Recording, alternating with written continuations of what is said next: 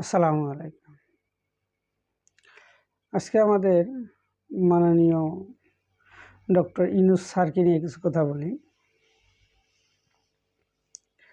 তো ভিডিও শুরু করার আগে আমার অনুরোধ, যারা আমার চ্যানেলটা সাবস্ক্রাইব করেন নাই, চ্যানেলটা সাবস্ক্রাইব করবেন, লাইক কমেন্টস ফলো করে পাশে থাকবেন।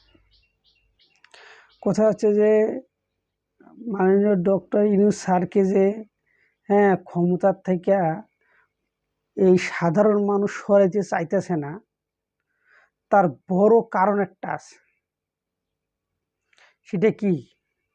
সেটা হচ্ছে যে এই সময় যে অন্য সরকারের আমলে ঠিক এই সময়টার ভিতরে তরকারি বাজারের বা নিত্য প্রয়োজনীয় যে জিনিসটার বাজার থাকতো ঊর্ধ্বমুখী, এক কথায় যে ৮০ টাকা কেজির নিচে কোনো কিছু পাওয়া যেত না।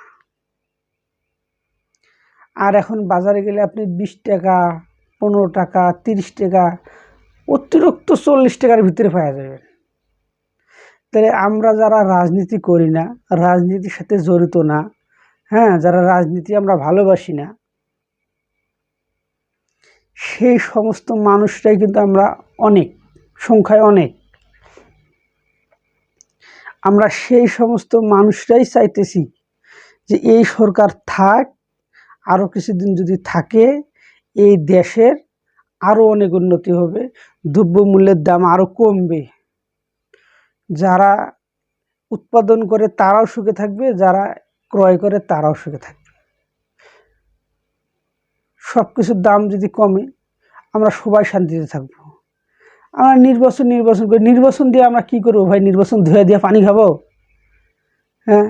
এই সরকার থাকলে একটাই সুবিধা, সেটা হচ্ছে যে দুর্নীতি হবে না, চাঁদাবাজি নাই। কারণ এই সরকারের পিছুটান নাই, এই সরকারের সংগঠন বড় সংগঠন নাই যাদেরকে দিয়ে চালাইতে হবে দেশ।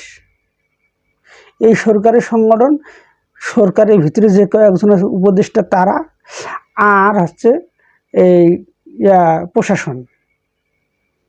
ওই রাস্তাঘাটে এই সরকারে কেউ না যে চাঁদাবাজি করবে, যে গাড়ি আটকায় টাকা নেব। যখন গাড়ি আটকে টাকা নেব, তাহলে ওই গাড়িওয়ালা যদি ১০০, ২০০, ৫০০, ১০০০ টাকা দেয়, ওই টাকাটা তো মালের উপরে তুলবো, তাহলে জিনিসের দাম তো এমনি বাড়বো। তাহলে এই জন্য এই সরকারে থাকা দরকার যে এই সরকারের কোনো বাড়তি লোক নাই, যে এই সরকারের নাম করে চাঁদা তুলবে, আমি অমুক সরকারের লোক, এরকম কথা বলার কেউ নাই। এই দিক দিয়া এই সরকার আমাদের কাছে অনেক অনেক ভালো। আমি আমার বুঝার বয়স থেকে আমি এই প্রথম শুনলাম যে কোনো সরকারকে রাখার জন্য সাধারণ পাবলিক মাঠে নামতে রাজি। তাহলে এইরকম চিন্তা ভাবনা, এইরকম মন মানসিকতা নিয়ে যদি কোনো সরকার আসে, সাধারণ পাবলিক তাকেও রাখার জন্য এই চেষ্টাটা করবে।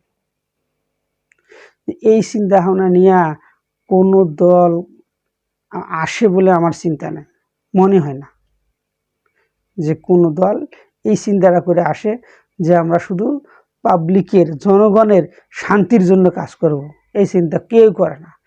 যারাই আসে চিন্তা একটাই, ৫ বছর থাকমু, একালে ইচ্ছা মতন মাইটা ধীরে খামু, পরে ক্ষমতা আইলে আমু, না আইলে নেই। তো যারা রাজনীতি করেন, শ্রদ্ধেয়, তাদের উদ্দেশ্যে আমি অনুরোধ করে বলবো যে যারাই ক্ষমতায় আসেন না কেন, যারাই ক্ষমতায় আসবেন, তারাই আমাদের এই অন্তর্বর্তী সরকারের চিন্তাগুলা, যে কি কাজ করছে, কি জন্য জনগণ তাকে রাখতে চাইতেছে, কোন কাজগুলোর জন্য জনগণ খুশি, সেই কাজগুলোকে উপলব্ধি করে, সেই কাজগুলোকে ভিত্তি করে আপনারা সরকার চালাবেন। অবশ্যই জনগণ আপনাদেরকে ভালোবাসবে।